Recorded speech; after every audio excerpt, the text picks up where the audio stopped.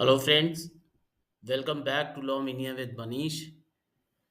आज हम लोग ने कंपनीज एक्ट 2013 पे लेक्चर्स स्टार्ट किए थे और फर्स्ट पार्ट में मैंने बात की थी history of company legislation in pre independence India, जिसमें कि 1850 से लेके 1947 तक कंपनीज एक्ट में या कंपनी लेजिस्लेशन में क्या क्या चेंजेस हुए, क्या डेवलपमेंट हुए, उसके बारे में हम लोग ने काफ़ी डिटेल में डिस्कस किया था। अगर आपने वीडियो देखा होगा तो आई होप कि आपको इंटरेस्टिंग लगा होगा। अगर आप कंपनीज एक्ट के बारे में जानना चाहते हैं, उसके डेवलपमेंट का शुरू से लेके और अभी तक, तो धीरे धीरे करके हम लोग इस पे बात करेंगे। और history of company legislation in post independence India means 1947 onwards, part one आज हम लोग डिस्कस कर रहे हैं। तो ये पार्ट वन इसलिए है कि 47 ऑनवर्ड्स आपके कंपनी लेजिस्लेशन में क्या क्या चेंजेस हुए, क्योंकि तभी तक आपका फॉलो क्या होता था एक्चुअली, कंपनीज एक्ट 1913, जो कि सबसे पॉपुलर था और इलाबरेटेड एक्ट जो बनाया गया था। तो ये उस समय जो है चलता था। इसके बाद पोस्ट इंडिपेंडेंस इंडिया में जो डेवलपमेंट हुए तो वो बहुत सारे फेजेस में हुए और काफ़ी सारी चीज़ें उसमें हैं, अमेंडमेंट है, फिर नए एक्ट आए और फिर क्या-क्या चेंजेस हुए उसके बारे में हम लोग बात करेंगे। तो इस फेज़ में आज हम लोग पार्ट 1 कर रहे हैं और हो सकता है इसमें 3-4 पार्ट आगे और भी हों। तो आप जुड़े रहिएगा हमारे साथ और धीरे-धीरे इसको समझते रहिए, तो आपको डेवलपमेंट पता चलेगा कि कंपनी लॉ से रिलेटेड हमारे कंट्री में क्या-क्या डेवलपमेंट हुए। ठीक है? तो नेक्स्ट हम लोग बात करेंगे कि जब आपका 47 के बाद मतलब आफ्टर इंडिपेंडेंस कैसे डेवलपमेंट हुए। तो यहाँ पे लिखा है कि government of India independent India Government of Independent India appointed a committee under the chairmanship of Shri S.C. Bhabha by the end of 1950 to go into the entire question of the revision of Indian Companies Act.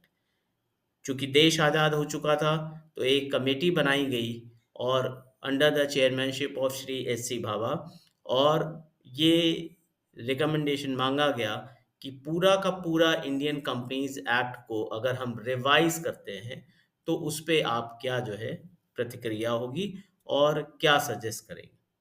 तो एक committee बनाएगी, ठीक। And this committee examined a large number of witnesses in different parts of the country and submitted its report in March 1952। तो देख लीजिए, 2 साल research किया, 1950 में एक कमेटी बनी, 2 साल कंट्री के डिफरेंट डिफरेंट पार्ट्स में जाके लोग ने रिसर्च किया, पूछा, देखा, समझा और उसके बाद अपनी एक रिपोर्ट सबमिट की। कब? मार्च 1952 में, ठीक। फिर नेक्स्ट आपका, on the recommendation of the Company Law Committee, a bill to enact the present legislation, namely the Companies Act 1950 से, हालांकि ये प्रेजेंट अब रह नहीं गया है, अब और नया एक्ट आ गया है जो कि हम लोग इलाबरेटेड डिस्कस करेंगे, कंपनीज एक्ट 2013। तो लेकिन उस समय ये नया एक्ट आया, companies act 1956, that was introduced in the parliament, and this act once again largely followed the English Companies Act 1948। ठीक। तो इस कमेटी, जो कमेटी बनाई गई थी, उनके रिकमेंडेशन पे कंपनीज एक्ट 1956 प्रपोज किया गया पार्लियामेंट में, और ये एक्ट मेजरली, लार्जली, ये आपका किस पे बेस था? इंग्लिश कंपनीज एक्ट 1948 पे। क्लियर? नेक्स्ट है कि मेजर चेंजेस आपके क्या क्या हुए कंपनीज एक्ट 1956 में, अगर हम लोग इसको कंपेयर करें कंपनीज एक्ट 1913 से, जो कि अभी तक सबसे पॉपुलर और इलाबरेटेड एक्ट था। तो major changes brought forth by the companies act 1956 vis-a-vis the companies act 1913। Vis का मतलब क्या हो गया? In comparison to. ठीक है। तो अगर हम कंपनीज एक्ट 2013 से कंपेयर करें तो कंपनीज एक्ट 1956 में मेजर चेंजेस क्या किए गए, ठीक। तो मेजर चेंजेस में हम लोग बात करते हैं। अब देखिएगा आप, जब अभी आगे मैं और भी बहुत सारे लेक्चर्स में पूरा कंपनी लॉ जब पढ़ाऊंगा, तो आपको बहुत सारी चीज कंसेप्ट्स बताऊंगा। तो ये सारी चीजें जो अभी आपके सामने लिखी हुई है, ये आपको समझ में आएंगी और बेहतर तरीके से। फिलहाल ये समझिए कि उन्होंने कहा कि promotion and formation of companies, clear. तो ये कैसे होगा, एक इसका स्ट्रक्चर डिफाइन किया गया, जो कि 4 स्टेजेस में हम लोग पढ़ा करते थे कि आपकी कंपनी कैसे प्रमोट होती है, कैसे फॉर्म होती है, और क्या उसमें स्टेजेस होती हैं, क्या रूल्स एंड रेगुलेशंस लगते हैं, क्या डॉक्यूमेंटेशन प्रोसीजर होता है, and how the company comes into existence, clear. Then we can talk about capital structure of companies. तो ये कैपिटल स्ट्रक्चर वो है जहाँ पे मान लीजिए कि कंपनी शेयर्स इशू कर रहे हैं, तो उनको अपना शेयर कैपिटल बताना है और कैपिटल स्ट्रक्चर बताना है। तो ये सारी चीज़ें उसमें जो है इंट्रोड्यूस की गई कंपनीज एक्ट 1956 में। Then they are talking about company meetings and procedures. तो कंपनी में मीटिंग्स के कुछ रूल्स रखे गए कि एटलीस्ट इतनी मीटिंग्स होनी चाहिए: annual general meeting, board meeting, extra ordinary general meeting. बहुत सारे आपके अलग अलग टाइप की मीटिंग हैं, उनके अलग अलग टाइप के ऑब्जेक्टिव हैं। तो उन मीटिंग को कैसे कन्वेन कराया जाएगा और क्या उसका प्रोसीजर होगा, इसके बारे में कुछ रूल्स एंड रेगुलेशंस बनाए गए, क्लियर। फिर है presentation of company accounts, their audit, and the powers and duties of auditors. तो ये कंपनीज एक्ट 1956 में इंट्रोड्यूस किया गया कि कंपनी अकाउंट्स कैसे प्रेजेंट होंगे, क्लियर। और audit, powers and duties of auditors, तो ऑडिटिंग का प्रोसीजर और ऑडिटर्स के पास क्या पावर्स एंड ड्यूटीज होंगी। तो ये सारी चीजें आपकी नई इंट्रोड्यूस की गई कंपनीज एक्ट 1956 में, ठीक है। नेक्स्ट है investigation and inspection of the affairs of the company. क्योंकि अगर आप देखेंगे तो बड़े बड़े बिजनेसेस होते हैं, बहुत ज़्यादा पैसे का लेन देन ट्रांजैक्शन होता है, कंपनीज बिजनेस करती हैं, और वहाँ पे फिर बड़े बड़े स्कैम भी होते हैं। तो इसलिए एक ये भी प्रोविजन रखा गया कि इन्वेस्टिगेशन और इंस्पेक्शन कैसे होगा, कि कंपनी क्या बिजनेस कर रही है, कैसे कर रही है। तो इन सारी चीज़ों पे एक नज़र रखने के लिए इन्वेस्टिगेशन और इंस्पेक्शन का प्रोसीजर रखा गया, ठीक है। फिर है constitution of the board of directors and the powers and duties of directors, MD and managerial, sorry managers. तो अब आपको एक चीज़ बताते हैं कि हम लोग पढ़ेंगे आगे जाके, मैनेजरियल पर्सनल होते हैं, और उसको बोला जाता है की मैनेजरियल पर्सनल, ठीक है। तो ये की मैनेजरियल पर्सनल जो होते हैं, केएमपी, इसके लिए प्रोविजंस बनाए गए, क्लियर। और अब आप देखेंगे तो कंपनीज एक्ट 2013 में इसका और भी इलेबोरेटेड वर्जन है हमारे पास। लेकिन उस समय कि बोर्ड ऑफ डायरेक्टर्स कैसे बनेंगे, ठीक है, कंपनी में कितने डायरेक्टर्स होंगे, क्या होगा, इन सारी चीज़ों को जो है डिफाइन किया गया। बोर्ड ऑफ डायरेक्टर्स में जो डायरेक्टर्स होंगे उनकी पावर्स एंड ड्यूटीज़ क्या होंगी, कंपनी का एमडी है, मैनेजिंग डायरेक्टर या मैनेजर है, उनकी पावर्स एंड ड्यूटीज़ क्या होंगी, ये सारी चीज़ें डिफाइन की गई। क्योंकि सबसे बड़ी बात आती है कि किसको क्या काम असाइन किया गया, किसके पास क्या पावर्स हैं, क्या उनकी ड्यूटीज़ हैं, कौन सा काम किसको कैसे करना है। ये चीज़ें अगर डिफाइन नहीं होती हैं तो केओस होता है और बहुत सारी प्रॉब्लम्स होती हैं, कंपनी का जो बिजनेस है वो इफेक्टेड। फिर एडमिनिस्ट्रेशन ऑफ कंपनी लॉ। तो ये नई नई जो चीज़ें ऐड की गई उसके बारे में हम लोग बात कर रहे हैं, कहाँ पे, कंपनीज एक्ट 1956 में। अब कंपनीज एक्ट टू सॉरी 1913 जो था, उसमें ये सब चीज़ें नहीं थी। तो हमेशा आप देखिए, ज़रूरत के हिसाब से, इकोनॉमी के हिसाब से, सिचुएशन के हिसाब से चेंजेस ज़रूरी होते हैं। तो कंपनीज एक्ट 1913 में जो चला करता था, उससे अपग्रेड करने की कोशिश की गई। कंपनीज एक्ट 1956 जो आया आफ्टर इंडिपेंडेंस, इंडिया की जो पोजीशन थी वो डिफरेंट थी, उसके हिसाब से जो फीजिबल था वो सब चीज़ें यहाँ पे इंट्रोड्यूस करनी शुरू की।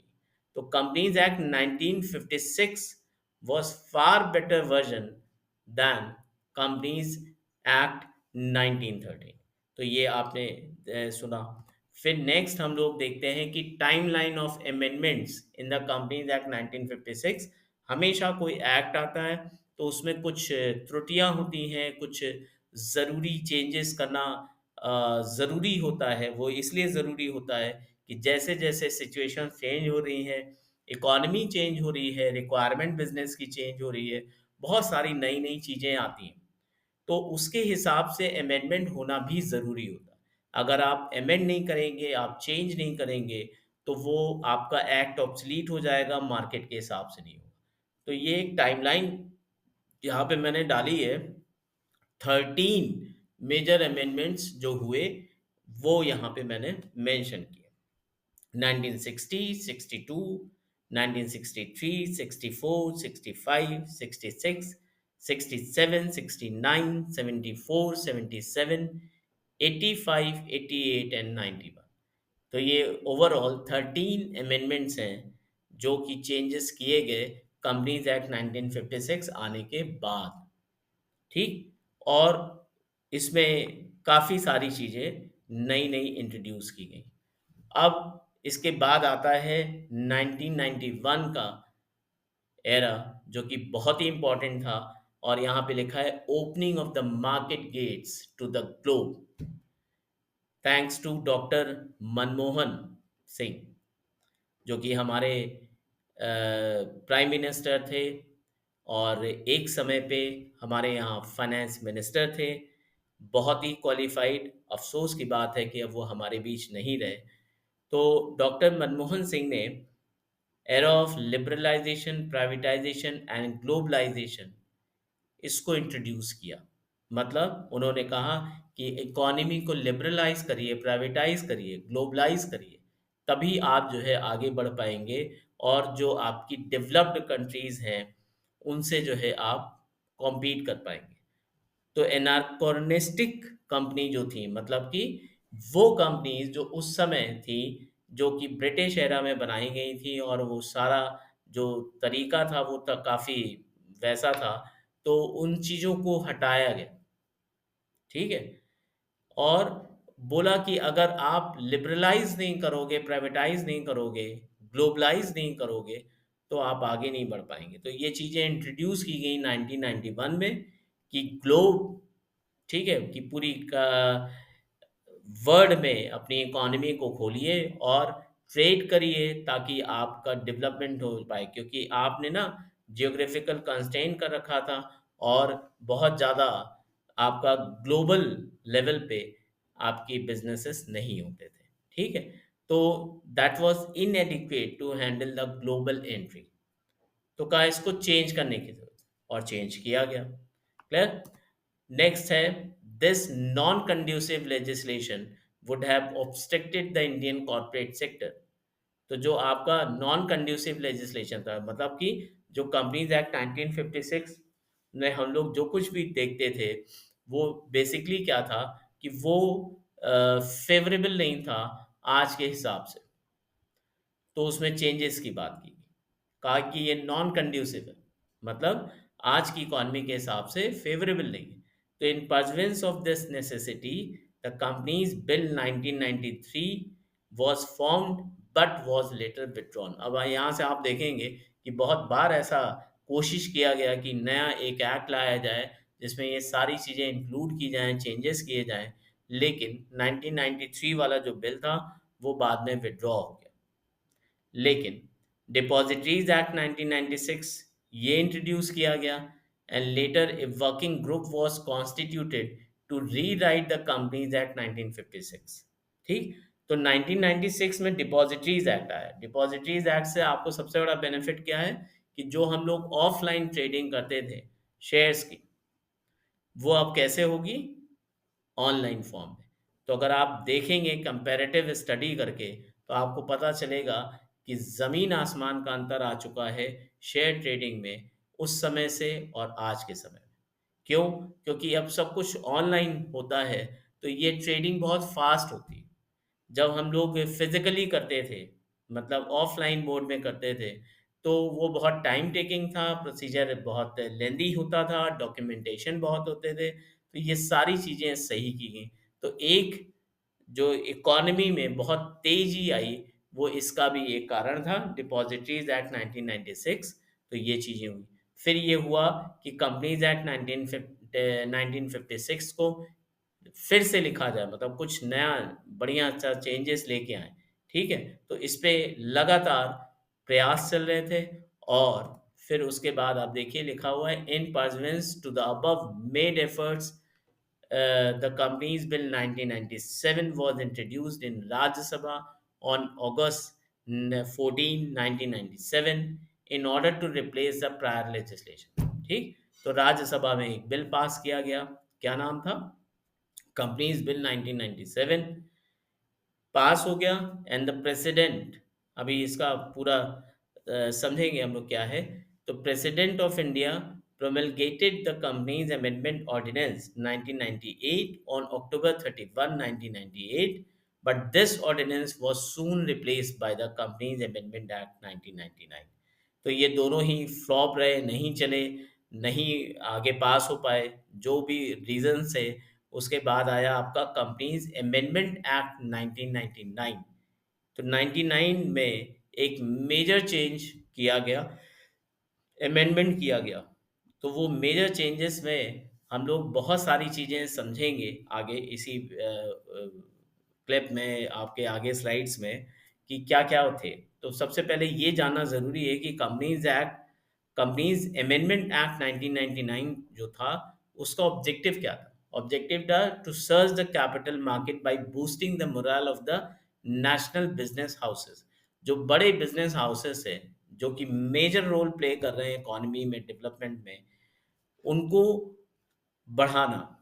To search the capital market का मतलब हो गया कि कैपिटल मार्केट बढ़ाना। मतलब जितनी ज़्यादा आपकी ट्रेडिंग होगी, जितने ज़्यादा शेयर्स में इन्वॉल्वमेंट होगा, ये सारी चीज़ें होंगी, तो इससे जो है आपको इकोनॉमी को फ़ायदा होगा। और दूसरा लिखा हुआ है, fostering the FII, that is foreign institutional investors, and FDI, that is foreign direct investment in the country. ये भी आपको इंट्रोड्यूस किया था डॉक्टर मनमोहन सिंह ने।